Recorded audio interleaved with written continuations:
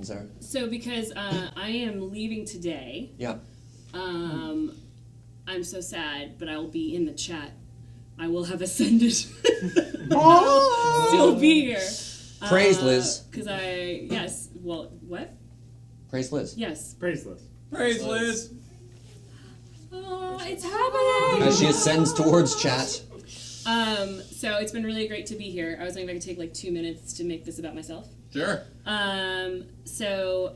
Anyway, usually for Desert Bus, I have a story that I tell, and there's crying, and I don't want it to be like another crying after the current crying, so I'll just like cry in here real quick. Yeah. How many layers of cry zone you got, my dude? Like 8 or 9? Yeah.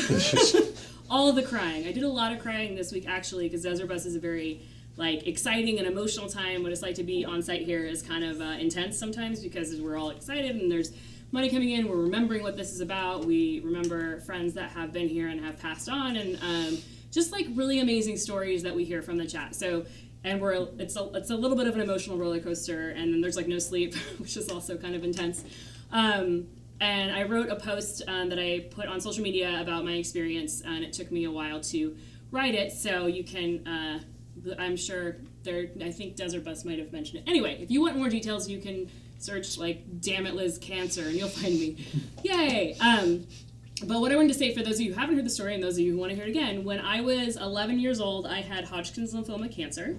I was diagnosed on my the week of my 11th birthday, and I spent a lot of time in the hospital because I was trying not to die, and I was fortunate enough to be at Seattle Children's Hospital, and it was an amazing hospital, and one of the things that happened because I had such a low immunity system, I spent a lot of time in isolation whenever I was so sick that I needed to be in the hospital because they didn't want me being exposed to something because I didn't really have the defenses to fight off other sickness. And I love my family, my parents, and I think my mom, when she sees this, feels bad, but it's okay.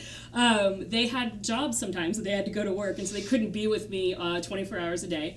So there were some times that I would be by myself at the hospital, and I remember one day someone rolled in this sort of like stacking cart that included a monitor, TV, and a SNES, and I got to play video games, and it was the first time I had actually really played a console. It was so exotic. And I remember it was the Super Mario Brothers, and I got to play a video game, and it was just amazing to me because I got to just be a kid, and that I don't know how to explain how much of a big deal that is, because as a kid, we want to fit in, we want to have fun, we like friends, and it was, I'm sick, I'm losing my hair, I was in a lot of pain.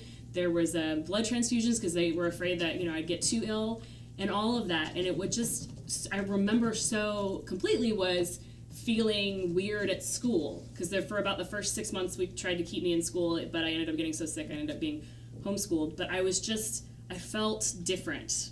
The other kids were just kids, and they didn't know how to deal with like the weird bald child that a nurse talked about, and I think they knew that cancer wasn't contagious, but I felt like people were, felt weird around me, and it was this feeling of other that was just awful.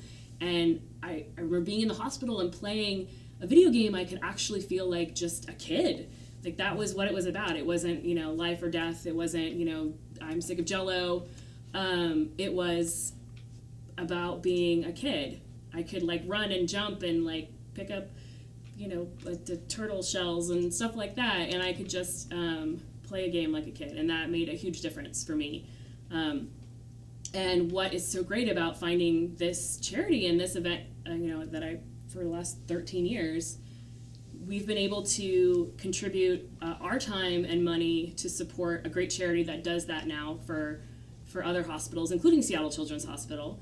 And then we've had this amazing community build up around it that is also taking time to donate and spread the word of how amazing this charity is and the change it can make in the life of a kid who's sick or a kid in trauma, because we also have other places besides hospitals that Child's Play charity is supporting. And it's kind of an incredible thing, and it's been amazing to be a part of it. And I'm going to cry, if that's fine. So I'm just kicking off cry time, everybody.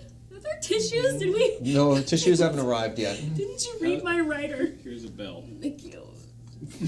That's- Charity. James, you handed her literally the hardest, sharpest thing in the room when she was sad. It's got curves. Even the hubris doll would have been better. I can't reach a hubris doll. I need my hubris. Oh, please, James. Hubris is Not always sure within you reach wanna for you. Wipe your face with it. but- Yeah, you don't want to put this near your Neck any. face. You don't want to put this near anything that touches your It's a body. face. Thanks, Hugh. Huey. Anyway, as is tradition, there's a lot of emotion in my space right now. But I really, Desert Bus is incredible, and there's been a lot of experiences here. And another thing about this community is I just think the other thing I tried to write about in that post, but I didn't get through, was just No.